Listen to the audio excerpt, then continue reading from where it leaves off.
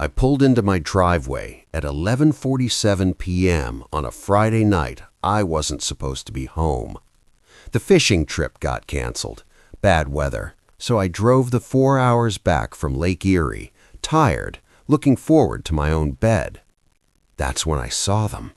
3 cars I didn't recognize parked in front of my house. A BMW, a Mercedes, a Tesla. Not my wife's friends' cars, not even close.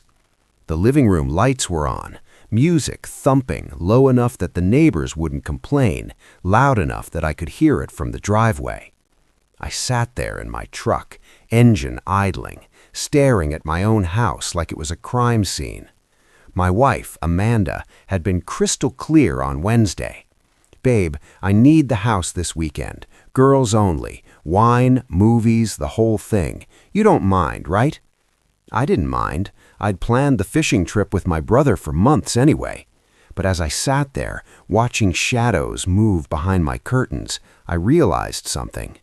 I hadn't seen a single woman's silhouette. Just men. 3 of them. Tall, confident, moving through my house like they owned it. I killed the engine, pulled out my phone, opened the security camera app I'd installed 6 months ago, the one Amanda said was paranoid and unnecessary, and I watched my living room in real time. My wife, in a dress I'd never seen, laughing with 3 men I'd never met. One of them had his hand on her lower back. Another was pouring champagne, my champagne, the $300 bottle I'd been saving for our anniversary. The third was sitting on my couch like he paid the mortgage. I sat there for exactly 60 seconds, watching my marriage dissolve on a 6-inch screen. Then I did something I'd never done before. I called my lawyer at midnight on a Friday, and I said 5 words that changed everything. I need a witness now.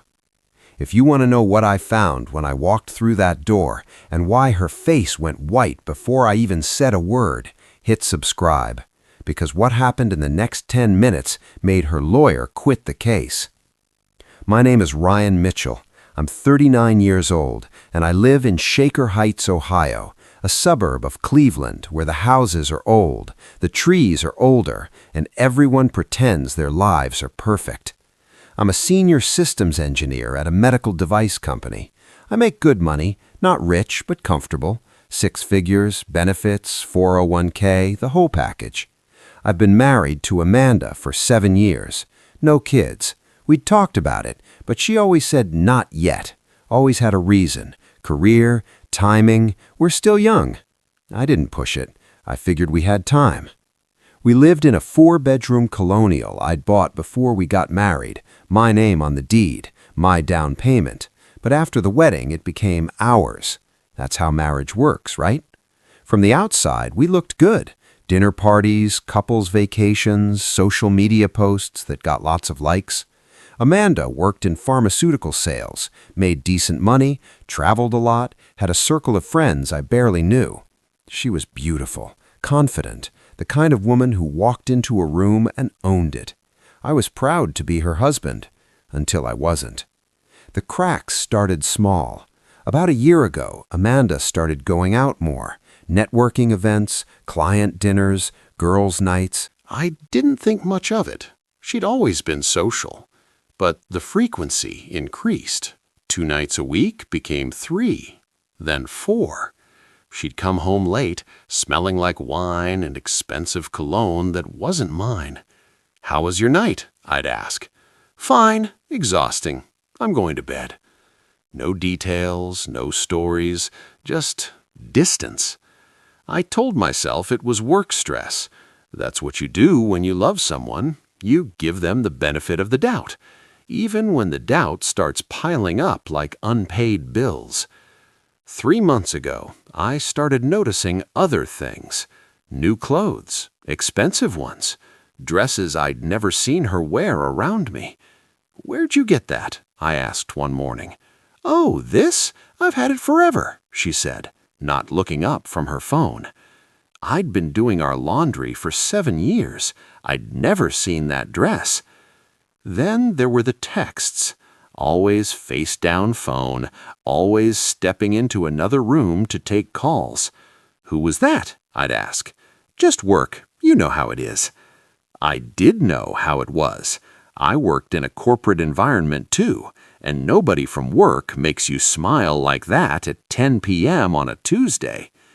But I didn't say anything, because saying something meant admitting what I already knew, and I wasn't ready for that. 2 months ago, I did something I'm not proud of. I checked her phone. She'd left it on the kitchen counter while she was in the shower. No passcode. She'd always said she had nothing to hide. I picked it up. My hands were shaking. Opened her messages, and there it was, a thread with someone named Marcus.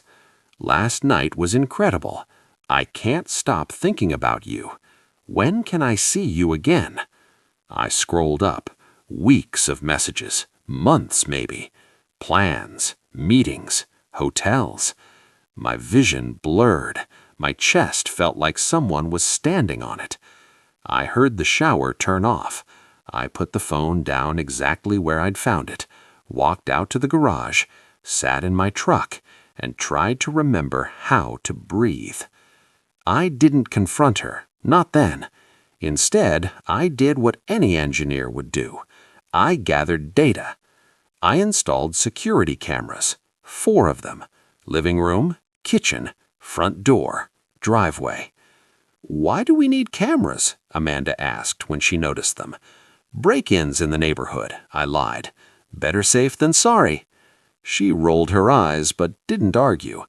I linked them to an app on my phone, cloud storage, motion alerts.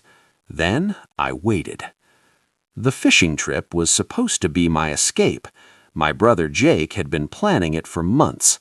Long weekend at Lake Erie, walleye fishing, beers, no cell service. "You need this," Jake had said. "You've been stressed." He didn't know why. I hadn't told him about Amanda, hadn't told anyone. But he was right.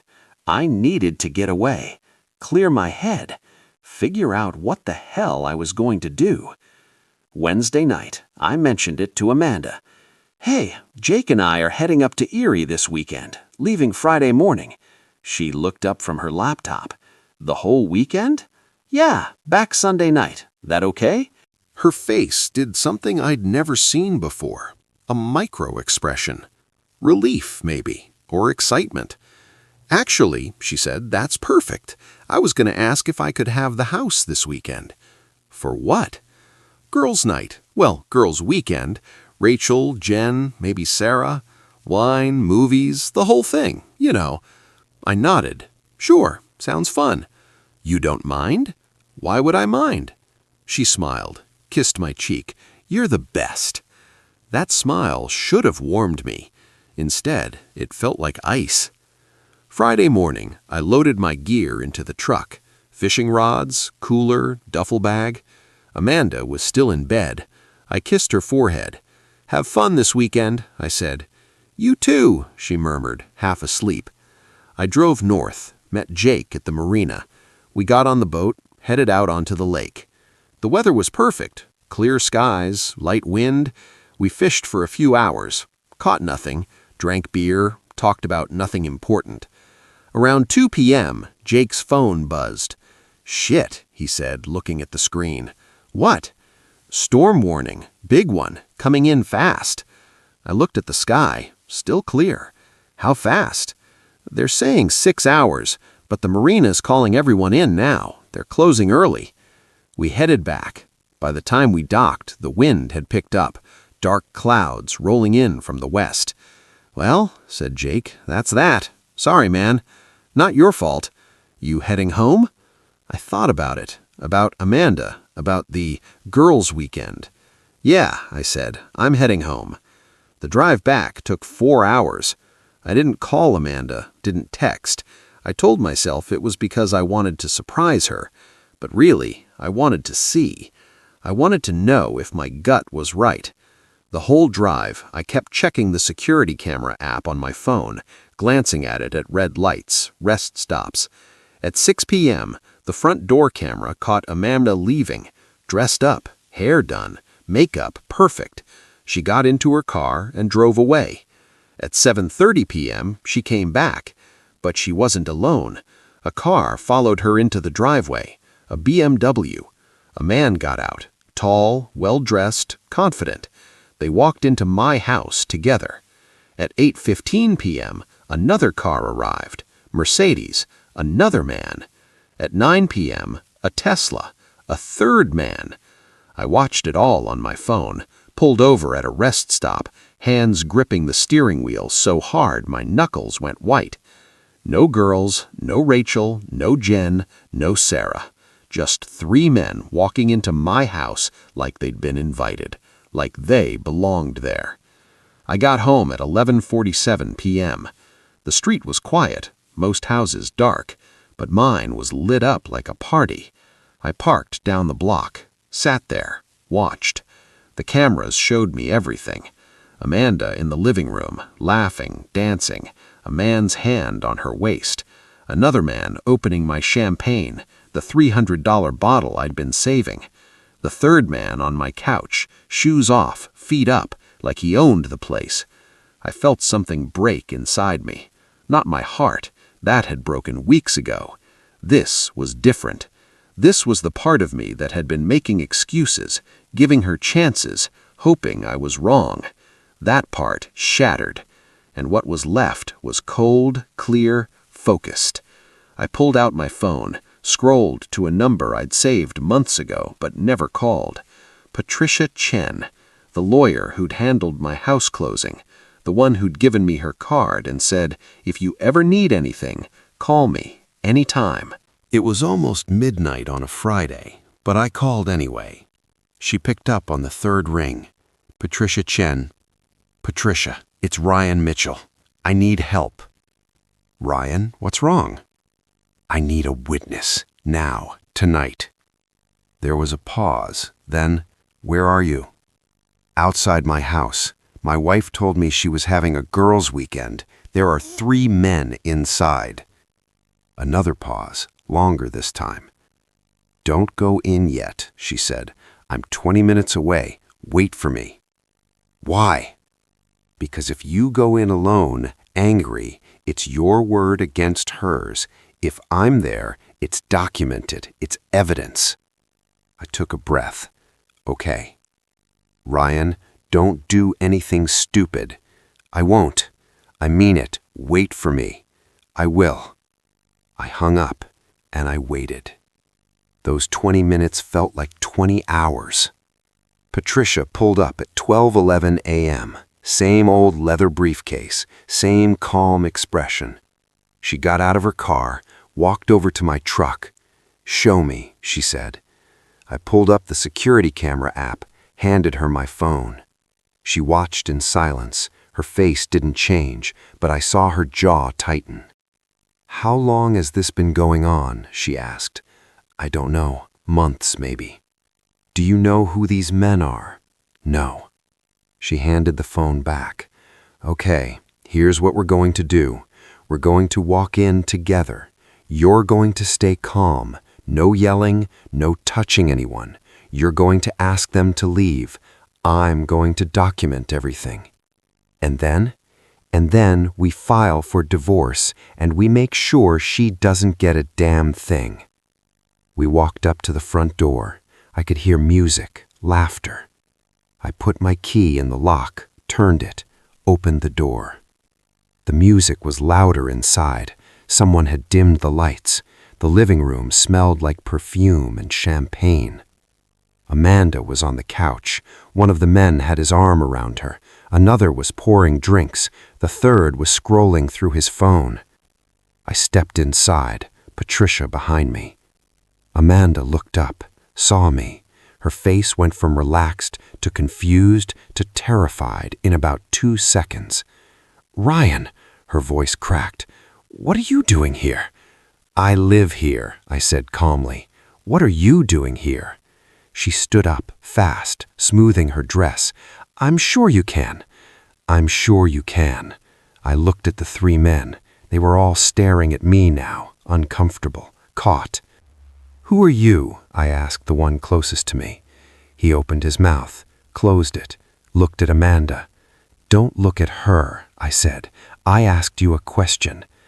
"I'm Marcus," he said finally. Marcus, the name from her phone. "And you?" I looked at the second man. "Trevor. And you?" "Jason." I nodded.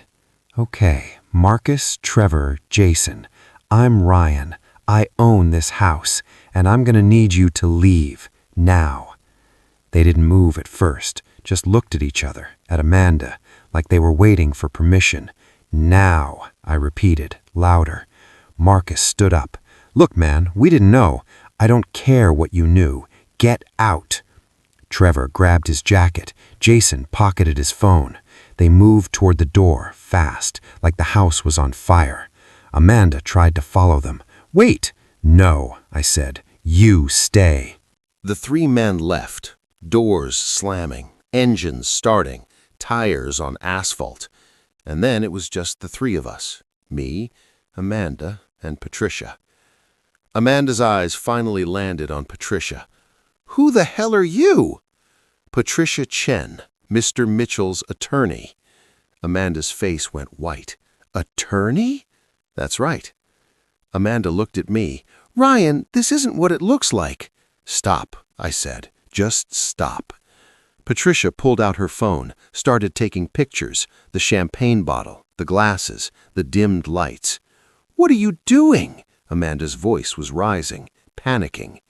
"Documenting," Patricia said calmly, "for the divorce proceedings." "Divorce?" Amanda's voice cracked. "Ryan, please, we can talk about this." "We're done talking," I said. "You lied to me. You brought 3 men into my house. You told me it was a girls' weekend. It was just what? Just a party? Just some friends? Just 3 guys you're sleeping with?" She flinched. "I'm not sleeping with them." "Really?" I pulled out my phone, opened the security footage, because this looks pretty intimate to me. I showed her the screen, her face on camera, Marcus's hand on her back, the champagne, the laughter. Her face crumpled. "Ryan!" "How long?" I asked. "How long has this been going on?" She didn't answer.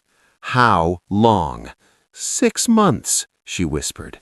6 months, half a year. While I was working, while I was trying to save our marriage, while I was sleeping next to her every night, she was planning this.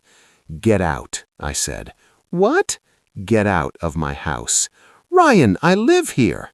"No, I live here. My name is on the deed. You're a guest, and I'm asking you to leave." "You can't just kick me out." Patricia stepped forward. "Actually, he can. This is his property. You have no legal claim to it. If you refuse to leave, we'll call the police and have you removed for trespassing." Amanda looked at her, then at me. "You planned this." "No," I said. "You planned this. I just came home early." She left, grabbed her purse, her phone, walked out the front door without another word. I watched her taillights disappear down the street. Then I closed the door, locked it, and stood there in my own living room, surrounded by evidence of my wife's betrayal. Patricia put a hand on my shoulder. "You okay?" "No," I said, "but I will be." She nodded. "We need to move fast. File first, document everything. Don't give her time to build a narrative." "What do I need to do?" "First, change the locks, tonight if possible. Second, don't communicate with her except through me. Third, download all the security footage and save it somewhere she can't access." "Done." "Good." She paused. "Ryan, I'm sorry. I know this isn't how you wanted your marriage to end. It ended 6 months ago. I just didn't know it yet." I changed the locks that night, called a 24-hour locksmith, cost me $400, worth every penny. Downloaded every second of security footage, saved it to 3 different drives. Then I sat on my couch, the same couch where Marcus had been sitting an hour earlier, and tried to process what had just happened. My phone buzzed. "Amanda, we need to talk." I didn't respond. Another text. Ryan, please, I can explain. I blocked her number. She called from a different number. I didn't answer. She showed up at the house at 2 a.m., knocked on the door, rang the doorbell. I watched her on the security camera. Didn't move. Eventually, she left. Monday morning, Patricia filed for divorce. Grounds, adultery. Ohio is technically a no-fault state, but adultery still matters, especially when it comes to asset division. And boy, did we have assets to divide. The house, my house, worth $480,000. My name on the deed. My 401k, $340,000, started before the marriage. My savings, $85,000, separate account. Her car, a 2021 Audi that I'd co-signed for. And then there was the kicker. Amanda had been using our joint credit card for her girls' nights. Patricia pulled the statements. $47,000 in charges over 6 months. Hotels, dinners, gifts, all on my credit. All for her affair. Amanda hired a lawyer, a guy named Richard Moss. Expensive suit, expensive office, expensive retainer. He sent Patricia a letter, aggressive, demanding. Mrs. Mitchell is entitled to half of all marital assets, including the house, retirement accounts, and vehicles. She's also requesting alimony of $4,000 per month for 5 years. Patricia read it to me over the phone. I could hear the smile in her voice. "He's overplaying his hand," she said. "How?" "Because he doesn't know what we know. He thinks this is a standard divorce. He doesn't realize we have her on camera with 3 men in your house after she lied about a girls' weekend. So what do? We respond and we bury him." Patricia's response was a work of art. She attached the security footage, time-stamped, high definition. She attached the credit card statements, every hotel charge, every dinner, every gift. She attached the text messages I'd screenshotted from Amanda's phone months ago. And she attached a forensic analysis of our finances, showing that Amanda had contributed virtually nothing to the household expenses for the past 2 years. The letter ended with a single paragraph. "Given Mrs. Mitchell's documented infidelity, her fraudulent use of marital funds, and her lack of financial contribution to the household, we are requesting the following. Mr. Mitchell retains the house, all retirement accounts, and all vehicles. Mrs. Mitchell receives nothing. Furthermore, we are requesting that Mrs. Mitchell reimburse Mr. Mitchell for the $47,000 in fraudulent charges she incurred during her extramarital affairs." Patricia sent it on a Wednesday. By Friday, Richard Moss called her. "We need to talk," he said. "I'm listening," Patricia replied. "Your client is being unreasonable. My client is being accurate. Mrs. Mitchell is entitled to nothing. She committed adultery. She lied. She defrauded the marriage. If we go to trial, she'll be lucky to walk away with her clothes." There was a long pause. "What does your client want?" Richard asked finally. "I just told you. He keeps everything. She walks away. Clean break. She'll never agree to that. Then we'll see her in court, and I'll make sure every detail of her affair is part of the public record." Another pause, longer this time. "Let me talk to my client," Richard said. "Amanda called me that night from yet another new number." I answered, against my better judgment. "Ryan, please, we can work this out." "There's nothing to work out. I made a mistake, I'm sorry, but you can't just take everything." "I'm not taking anything. I'm keeping what's mine. The house is ours. The house is mine. I bought it before we got married. My name is on the deed. You contributed nothing to the down payment, nothing to the mortgage. I lived there as my guest." Her voice broke. "Ryan, don't do this. You did this. You brought 3 men into my house. You lied to me. You spent $47,000 of my money on your affairs. I'll pay you back. With what? You haven't contributed to our finances in 2 years." Silence. "Sign the papers, Amanda. Walk away, or we go to trial and I make sure everyone knows exactly what you did." She hung up. 2 weeks later, she signed. No house, no retirement accounts, no alimony. She kept her car, barely. I made her refinance it in her own name. She walked away with her clothes, her jewelry, and whatever was in her personal bank account. The $47,000 in fraudulent charges? We settled. She agreed to pay me back $500 a month for the next 8 years. I'll probably never see most of it, but it's on the record, and that matters. The divorce was final 90 days later. I stood in the courthouse, signed the papers, and walked out into a cold Cleveland morning. Patricia walked with me to my truck. "How do you feel?" she asked. "Free," I said, and I meant it. "Good." She paused. "You did the right thing, Ryan. You protected yourself. A lot of men don't." "I had a good lawyer." She smiled. "You had good instincts. The lawyer just helped." We shook hands. She walked to her car. I sat in my truck for a minute, looked at the courthouse, thought about the last 7 years. Then I started the engine and drove home. To my house, my space, my life.